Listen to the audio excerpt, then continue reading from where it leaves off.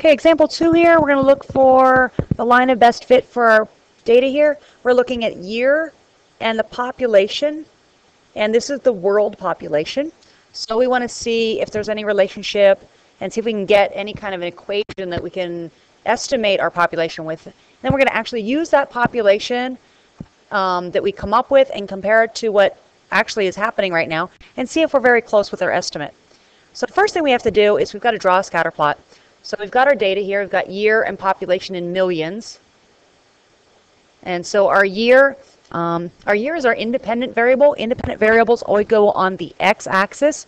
So I'm going to put my year down here on my x-axis. And the population,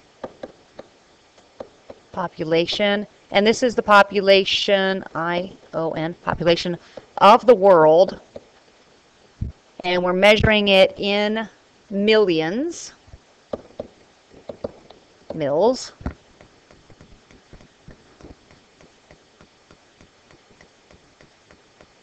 And let's see, so we want to start with the year 1650, and so we've got to kind of put a break on our graph. And so we've got 1650, and what are we counting on by? 1650 up to 2000, I guess up to 1998. So maybe we want to go every 50 years, see if that'll fit. So we've got 1650, 1750, 1850, 1950, the year 2000. And that takes us through all the data that we've got here, and then we can just use our equation to approximate the year 2011.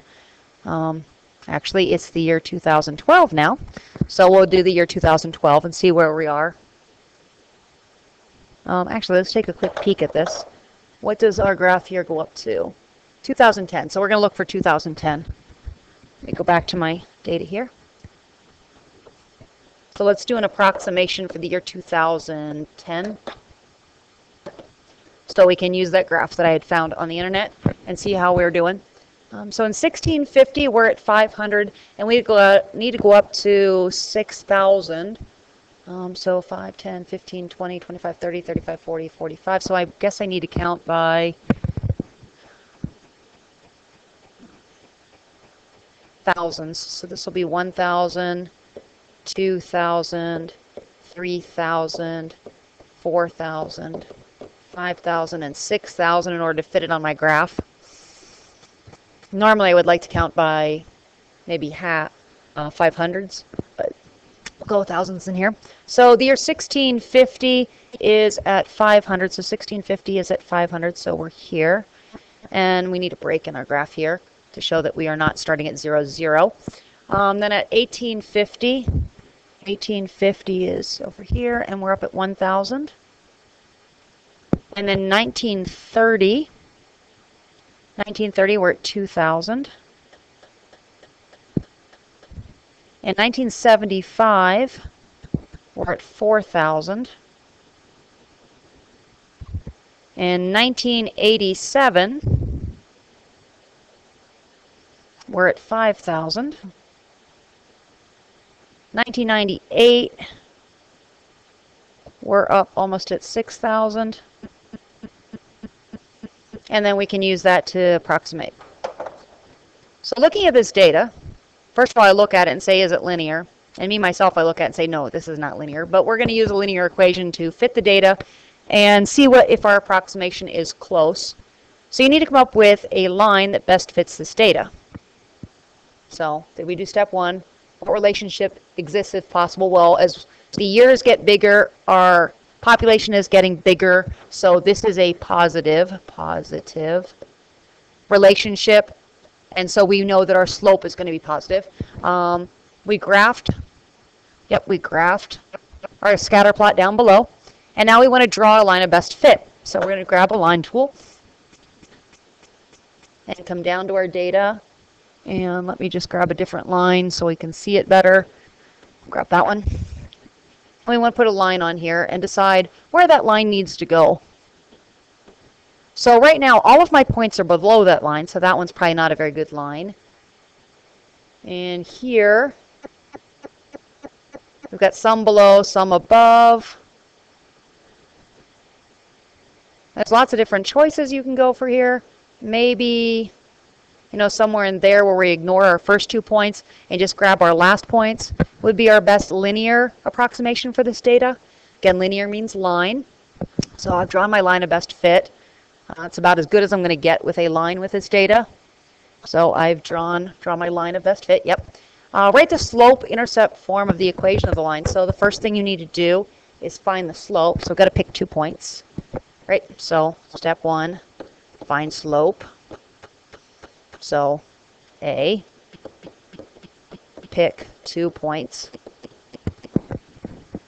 And so I'm going to just grab those middle 2 points right there.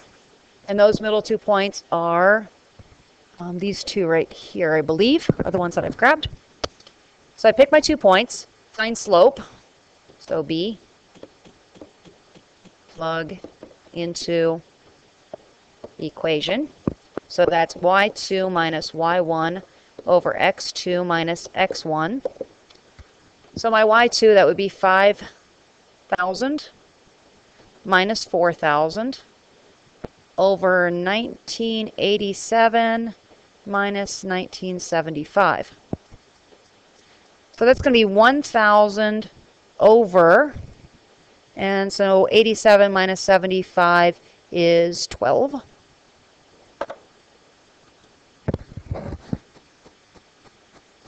Okay, so at this point I'm going to grab my calculator and I'm going to plug in the 1,000 divided by 12. Since it's got big ugly numbers, I'm not going to leave my slope as a fraction.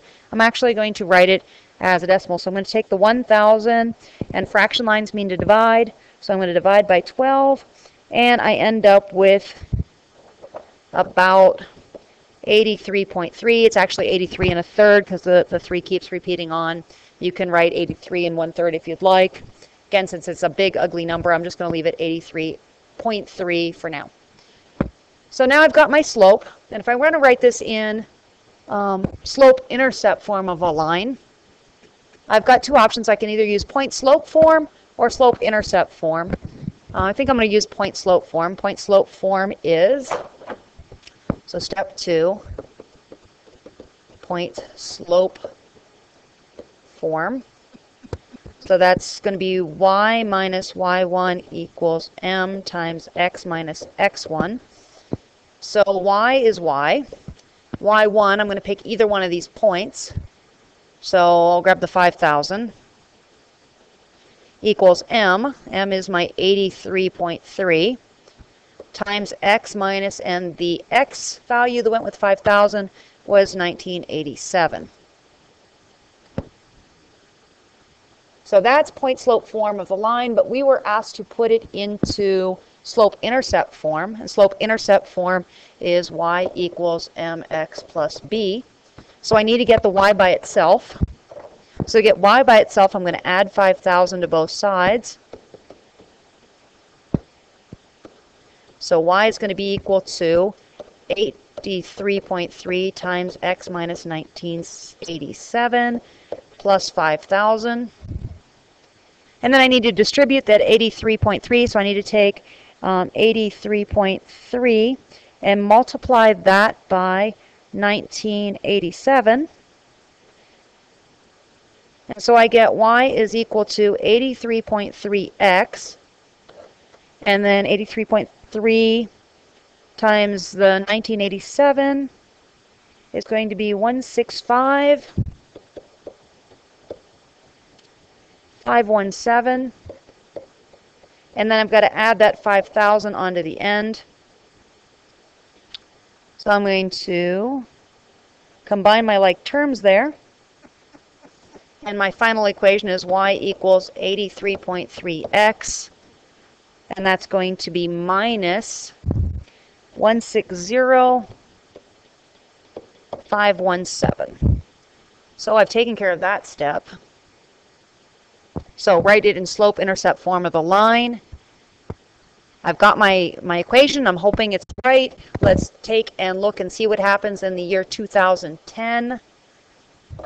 So I'm going to put the year 2010 in for x, because x is in fact my year. See, x is my year. So I'm going to put that 2010 in for x. So y is going to be equal to 83.3 times 2010 minus 160517.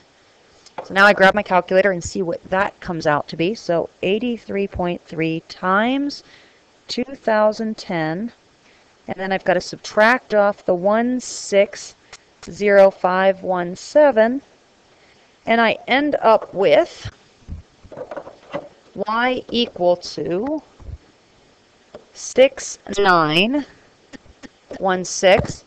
And this number was in millions, right? Our number was in millions up here. So that's million. So that's actually 6.916 billion. So that's our decimal approximation using the equation. So let's go back to the graph I was looking at. And so here's this. And if we look at the year 2010, this is kind of a neat little graph because I can just touch different years. And it shows me all the populations.